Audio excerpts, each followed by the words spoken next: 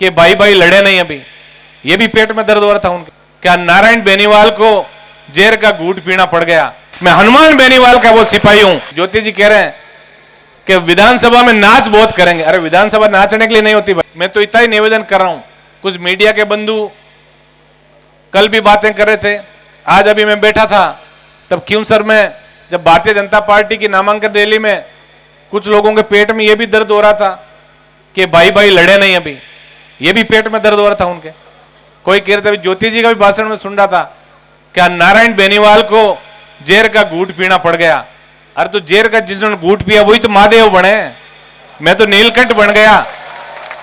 मैं हमेशा एक बात कहता हूं कि मैं बड़ा सौभाग्यशाली व्यक्ति हूं, और मैं ही नहीं आप सब सौभाग्यशाली व्यक्ति हैं कि हमें ऐसे कप्तान का सिपाही बनने का मौका मिला जिसने काजल की कोठरी में रह के और काला दाग अपनी जिंदगी में नहीं लगने दिया। मैं हनुमान बेनीवाल का वो सिपाही हूं। मैं यदि हनुमान बेनीवाल भी मेरी तरह कभी सोच लेते, फिर मीडिया के बंधु मुझे पूछ रहे थे बार बार कुरेद रहे थे वो कि इस बार आपको उम्मीदवार नहीं उतारा, कनिका जी को उतार दिया। मैं कह रहा हूं क्यों सर, मैं न कभी नारायण बेनीवाल ने चुनाव लड़ा, ना कभी कनिका बेनीवाल चुनाव लड़ेगी। यहां तो सिर्फ और सिर्फ हनुमान बेनीवाल की विचारधारा चुनाव लड़ेगी।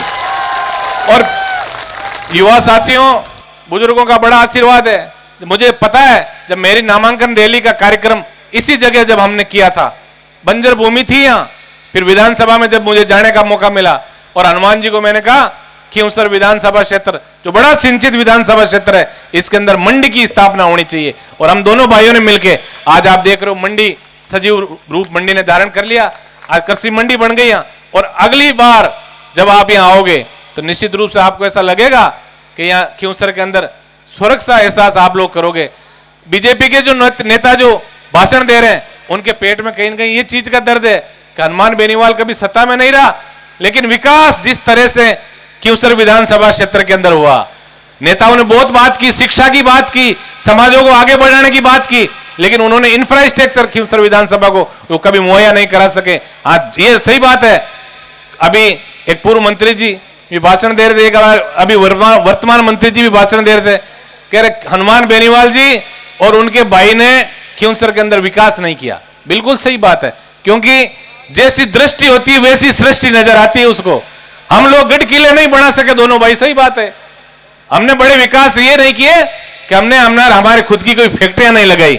हमने आज हमें अच्छी तरह याद है 2008 के चुनाव के बाद आज ये जो माइंस इलाके का जो माइंसों का जो इलाका है, आज हजारों की तादाद में हमारे युवा साथी छोटे भाई जब है वो 10-10 हजार के जूते और 10-10 हजार की जींस पहन के और फॉर्च्यूनर गाड़ी के अंदर जब नागौर मिलने आते हैं तो हमारा सीना फक्र से चौड़ा हो जाता है। निश्चित रूप से हनुमान बेनीवाल ने जो जागृति क्योंसर विधानसभा के नवयुवकों को दी, आज कहने को कोई कुछ भी कह दे, लेकिन शिक्षित व्यक्ति हनुमान बेनीवाल शिक्षित व्यक्ति है।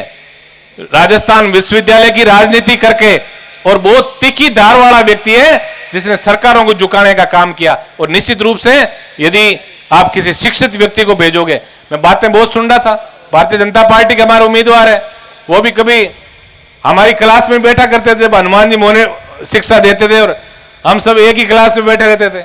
आज हमसे अलग हो गए, बड़ी बड़ी बातें शुरू कर दी, लेकिन मैं इतना निवेदन आप सबसे करूंगा, सही बात है।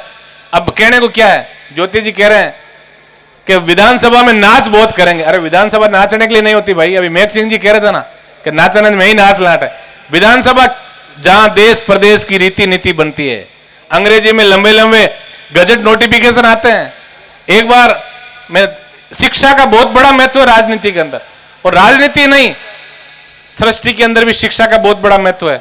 एक बार कई फौजी साहब थे और उनके बुजुर्ग दादी जी घर पे बैठे थे और हमारे जो बीजेपी के जो कैंडिडेट थे, जो सीख तो हनुमान जी से गए, पढ़े लिखे नहीं, कभी कभी हिंदी बोलने का प्रयास भी करते हैं वो, वैसे ही बयान का कोई पावना जगह घर गया परा आगे दादी जी माचा मात बैठा और अनु पावना को आणो और अनु एक कागज आणो डाकिया को तो के पावना पढ़ो एक महीने कहीं लिखूड़ो क्यों धोड़ा फट गम जड़ नाकूड़ो जन सोचियो पावना पढ़िया लिखा उला जो ये लेटर खोलियो और बिना दे के हम और रोवे आंखें हम आंसू पड़न डूगा। अब पावना रोया तो दादी जी ले हगड़ा परिवार वाले लार रोन डूगा कि कहीं अनोनी घटना हुई। इतना कोई माठ साहब आया पढ़िया लिखा क्यों माठ साहब थे पढ़ो पावना तो बोली जाए कोने मैं पढ़ रखी थांगे पोतो यो खुशी की बात है, रो क्यों भाई? तो क्यों पावना थे के मत रोया क्यों रहे? मैं तो मारा घराणा का कर्मा ने रोयो, मन पढ़ाया को नहीं। तो अपन एड़ो काम कौन करना है? कनिका जी उस शिक्षित है, और उस शिक्षित व्यक्ति यदि कहीं बड़े पद पे पहुंचेगा तो निश्चित रूप से कहीं ना कहीं इलाके का बहुत बड़ा विकास होगा। हमने जो खिंवसर विधानसभा में जो विकास का सपना देखा है, सबसे पहले तो मैं आप सबको हृदय की गहराइयों से धन्यवाद देना चाहूंगा कि आप एक छोटे से बुलावे पे हजारों की तादाद में आज आप हनुमान बेनीवाल जी की विचारधारा को खिंवसर में और ज्यादा मजबूत करने के लिए आज आप यहां इकट्ठे हुए। पिछले 6-7 घंटे से मैं मेरे युवा साथी जो खड़े हैं उनसे मैं जरूर निवेदन करूंगा कि हम लोग जहां भी जाएं हम कुछ ना कुछ सीख के जरूर आए वहां से। हम सत्ता प्राप्ति की बात भी सोच रहे हैं, हम हमारा लक्ष्य हनुमान बेनीवाल जी को ये कह रहे हैं कि सत्ता की चाबी हमारे पास होनी चाहिए। लेकिन युवा साथियों, आप नजर घुमा के एक चीज देखो कि हमारे जो बुजुर्ग हैं पिछले 7 घंटे से कंटिन्यू देखो, आप ये जगह से हिले नहीं है। इन लोगों से हमें सीखना है कि यदि हमें सत्ता के अंदर स्थापित होना है तो निश्चित रूप से बैठकर सबके विचार सुनने जिस दिन हम शुरू कर देंगे। मुझे पता नहीं था, आज लूणकरण सर से जो विधायक के प्रबल दावेदार थे प्रभु दयाल जी, इनका भाषण सुना तो मैं भी बड़ा इनके भाषण से इन्फ्लुएंस हुआ। अच्छे वक्ता हैं, बहुत अच्छी अच्छी बातें करने के लिए आज बहुत सारे वक्ता थे, लेकिन समय की पाबंदी है और कई वक्ता जो अपने विचार व्यक्त करने से रह गए। मैं आप सबका जो यहाँ मंच पे विराजे हैं, पूरे राष्ट्रीय लोकतांत्रिक पार्टी खिंवसर इकाई की तरफ से आप सबका हृदय की गहराइयों से धन्यवाद ज्ञापित करता हूं।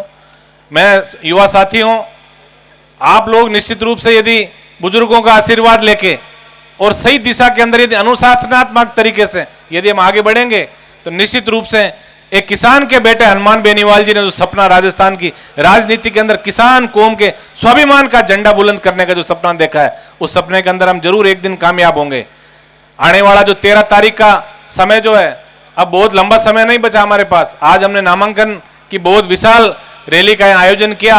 सबकी बड़ी इच्छा थी कि बड़ा कार्यक्रम हो और उस इच्छा से 21 कार्यक्रम आप लोगों ने किया।